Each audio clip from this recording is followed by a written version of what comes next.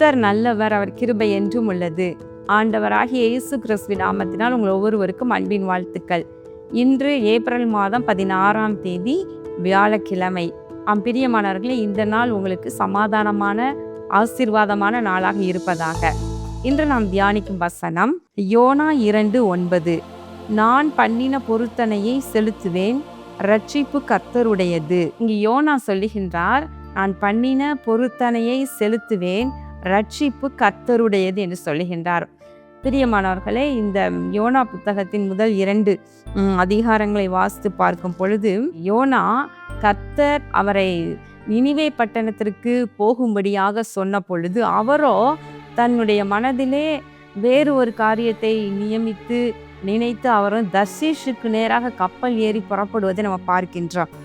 ஆனாலும் கூட கர்த்தர் அவரை எப்படியாகிலும் இந்த நினிவே பட்டணத்திற்கு அனுப்பணும் என்பதை சித்தம் கொண்டவராக அந்த கப்பல்ல இருந்து அந்த கடல்ல பெரிய கொந்தளிப்பு உண்டான பொழுது, அந்த கப்பல்ல பிரயாணம் பண்ற எல்லாரும் சேர்ந்து அவரை சீட்டு போட்டு யார் நிமித்தம் இந்த பெரிய கொந்தளிப்பு என்பதனை கண்டு அவரை யோனாவை தூக்கி கடல்ல போடுறாங்க. கடல்ல பெரிய மீனுக்கு கர்த்தர் தேவன் கட்டளையிட அந்த மீன் யோனாவை அப்படியே விழுங்கினது என்று பார்க்கின்றோம். அப்போ இந்த மீனின் வயிற்றில் இருந்த பொழுது யோனா கர்த்தரை நோக்கி பண்ணின விண்ணப்பங்கள் யோனா 2வது அதிகாரத்துல முழுவதுமா எழுதியிருக்கிறது. என் நெருக்கத்திலே நான் கர்த்தரை நோக்கி கூப்பிட்டேன், அவர் எனக்கு உத்தரவு அருளினார்.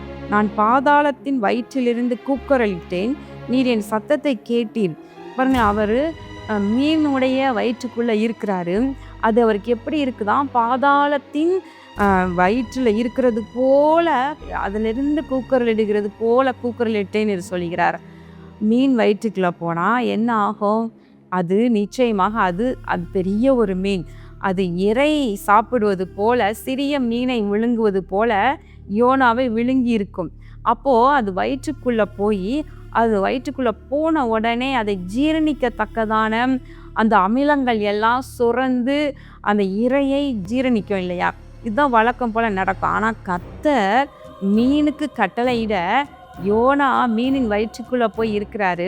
ஆனால் அப்படிப்பட்ட ஒரு ஜீரணமாக்குற தன்மை, அப்படிப்பட்டவைகள்லாம் நடக்காமல் யோனா பத்திரமாக வயிற்றுக்குள்ள இருக்கிறாரு. ஆனா அவருக்குள்ள திகில், கலக்கம், பயம், இதிலிருந்து மரண பயம், இந்த பாதாளத்தின் அறையில் இருப்பது போல இருக்கிறேனே, இதிலிருந்து வெளியே வர முடியுமா என்று அவருக்குள்ள ஒரு திகிலோடு அவர் மரண இருள் போன்ற சூழ்நிலையில இருக்கிறாரு. அப்போ ஆண்டவரை நோக்கி விண்ணப்பம் பண்ணி பொருத்தனைகளை பண்றாரு. என் ஆத்துமா என்னில் தொய்ந்து போகையில் நான் கர்த்தரை நினைத்தேன். அப்பொழுது என் விண்ணப்பம் உமது பரிசுத்த ஆலயத்தில் உம்மிடத்தில் வந்து சேர்ந்தது. நானோ வெனில் துதியின் சத்தத்தோடே உமக்கு பலியிடுவேன், நான் பண்ணின பொருத்தனையை செலுத்துவேன். யோனா என்ன பொருத்தனை செய்கிறார்னா, துதியின் சத்தத்தோடே நான் தேவனுக்கு பலி செலுத்துவேன் என்று சொல்லுகின்றார். கர்த்தருக்கு நாம் துதி செலுத்துவேன், பலி செலுத்துவேன், அது என்னுடைய பொருத்தனை, இந்த பொருத்தனையை நான் செலுத்துவேன் என்று சொல்லுகின்றார். அப்புறம் ஒரு வார்த்தை சொல்றாரு, ரட்சிப்பு கர்த்தருடையது, ரட்சிப்பு கர்த்தருடையது. அவர் என்ன நினைத்தாரு? நம்ம போய் இந்த நினிவே பட்டணத்து மக்களை கடிந்து கொண்டு பேசும் பொழுது, கர்த்தர் சொன்ன கண்டிப்பான வார்த்தையை பேசும் பொழுது மக்கள் எல்லாரும் அதை எப்படி எடுத்துக்கொள்ளுவாங்கன்னு தெரியல. ஒருவேளை ஆண்டவர் அந்த மக்கள் மேல மனம் இறங்கி தான் சொன்ன வார்த்தை அது நடக்காமல் போயிடலாம். அப்போ எல்லாருமா சேர்ந்து தன்னை என்ன பண்ணுவாங்க? கல்லறிந்து கொன்று விடுவார்களோ, அல்லது எங்கேயாவது புறம்பான இருள கட்டி போட்டுருவாங்களோ. தீர்க்கதரிசிகள் என்றால் அப்படிதான், அநேகரை பிடிக்காத நல்ல தீர்க்க தரிசனம் சொல்லலைன்னா ராஜாக்கள் காலத்தில் அப்படிதான் தீர்க்கதரிசிகளை கொடுமைப்படுத்துவாங்க. அப்படி தன்னை செய்து விடுவார்களோ என்று சொல்லி பயந்துதான் அவர் நினிவேக்கு போகாமல் தர்ஷீஷ்க்கு போறார். ஆனாலும் கூட அவர்களை பாதாளத்தின் வயிற்றில் இருப்பது போல ஒரு சூழ்நிலை வந்த பொழுது அவருக்கு நல்லா புரியுது, இல்லை, நான் எப்படியோ என் பிராணனை அழிவுக்கு விலக்கி மீட்டு ஆண்டவர் எடுப்பார், ஆனால் நான் துதியின் சத்தத்தோடே பலி செலுத்துவேன் என்று பொருத்தனை பண்ணி அவர் ரட்சிப்பு கர்த்தருடையதான், என்னுடையது இல்லை ஆண்டவரே, நான் சொல்கிற பிரசங்கம் இல்லை, என்னுடைய ஜெபம் இல்லை, நான் போய் கடிந்து கொண்டு நீ சொல்கிற தீர்க்க தரிசனத்தை சொல்வதனால அல்ல, ரட்சிப்பு உம்முடையது என்று சொல்லுகின்றார்.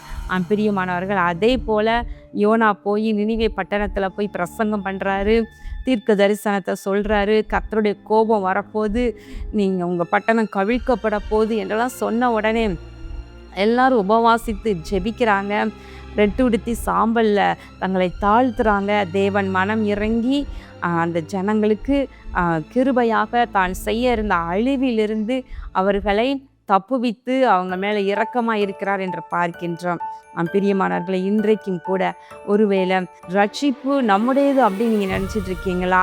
நம்ம ஜபத்தினாலையும் நம்ம உபவாசத்தினாலையும் அல்லது நம்ம ஊழியர்களாக தான் நாங்கள் பேசுகிறதுனாலையும் பிரசங்கம் பண்ணுறதுனாலையும் தான் மக்கள் ரட்சிக்கப்படுறாங்க அப்படின்னு நினைத்தால் அது தவறான ஒன்று, தவறான கணிப்பு.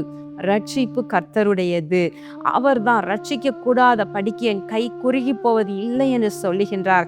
பாருங்களேன், அவங்க மனம் திரும்பின உடனே அந்த பட்டணம் முழுவதையும் அழிக்காமல் தப்புவிக்கின்றார். அப்போ ரட்சிப்பு கர்த்தருடையது. சவுலை பவுலாக்கி ஆண்டவர். பாருங்களேன், கிறிஸ்தவர்களை கொலை செய்வதற்கு முன்னணியில் நின்று கொண்டிருந்த சவுலை ஆண்டவர் ரட்சிக்கின்றார். அப்போ பார்த்தீங்கன்னா ரட்சிப்பு கர்த்தருடையது. அப்போது நம்ம எவ்வளவுதான் முயற்சி பண்ணால் கூட ஒரு கல்லான இருதயத்தை கரைய வைக்கவே முடியாது. கல்லான இருதயத்தை உடைந்து நவமான சதையான இருதயமாக நம்மால் மாற்ற முடியவே முடியாது. ஆனால் தேவன் நினைப்பாரானால், கர்த்தர் நினைப்பாரானால் அப்படியே இருதயத்தை அவர் மாற்றக்கூடிய வல்லமை உள்ளவர். பிரியமானவர்களே, இன்றைக்கு இந்த சத்தியத்தை நீங்கள் புரிந்து கொண்டவர்களாக ரட்சிப்பு கர்த்தருடையது ஆண்டவரே என்று சொல்லி நீங்கள் யாருக்காக ஜெபம் பண்ணுறீங்க, யார் ரட்சிக்கப்படணுன்ட்டு நீங்கள் ரொம்ப நாளாக ஜெபம் பண்ணிட்டு இருக்கீங்களோ அவர்களை கர்த்தருடைய கையில் நீங்கள் ஒப்புவீங்க. கர்த்தர் நிச்சயமாக ரட்சிப்பார். கண்களை மூடி ஜெபம் பண்ணுவோமா? எங்கள் அன்பின் பரலோக பிதாவே, இதோ இந்த நாளில் நாங்கள் தியானித்த உடைய வார்த்தையின்படி ரட்சிப்பு கர்த்தருடையது என்று யோனா சொல்லுகிறது போல, கர்த்தாவே, ரட்சிப்பு உம்முடையது.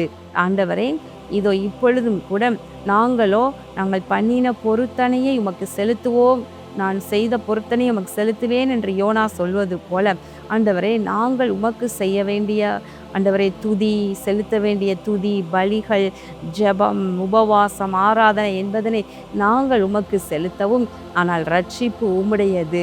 உம்மிடத்திலிருந்து ரட்சிப்பு வரவும் வேண்டுமென்று நாங்கள் ஜெபிக்கிறோம். இந்த பிள்ளைகள் ஆண்டவரே, யாருடைய குடும்பத்தாரெல்லாம் ரட்சிக்கப்படணும் என்று சொல்லி ஆண்டவரே வேதனையோடு ஜெபித்து கொண்டிருக்கிறாங்களோ அவர்களுடைய குடும்பத்தாரை எல்லாம் சந்திப்பீராக, ரட்சிப்பீராக.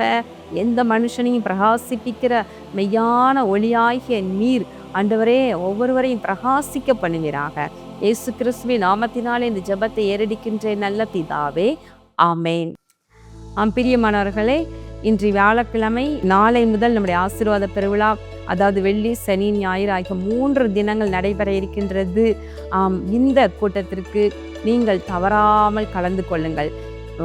ஒரு நாளையும் நீங்கள் மிஸ் பண்ணாதீங்க. 3 நாட்கள் 3 விதங்களில் தேவனுடைய வல்லமை பலமாக வெளிப்படும், தேவனுடைய மகிமை பலமாக வெளிப்படும். எனவே 3 நாட்களும் கலந்து கொண்டு பூரணமான ஒரு ஆசீர்வாதத்தை நீங்கள் பெற்றுக்கொள்ள அன்போடு கூட அழைக்கின்றேன். ஆசீர்வாத டிவி நேயர்களாகிய நீங்கள் அனுதினமும் நமது டிவியின் மூலமாக பிரயோஜனப்படுகிற நீங்கள் இந்த 3 நாட்களும் வந்து எங்களோடு கூட கர்த்தரை உயர்த்துங்கள். இந்த நாட்களிலே ஆண்டவர் உங்களை நினைத்து உங்களுக்கு செய்ய வேண்டிய நன்மைகளை நிச்சயமாய் பரலோகத்திலிருந்து அனுப்புவார். குடும்பமாய் கலந்து கொள்ளுங்கள். கர்த்தர் உங்களை ஆசீர்வதிப்பாராக. ஆமேன்.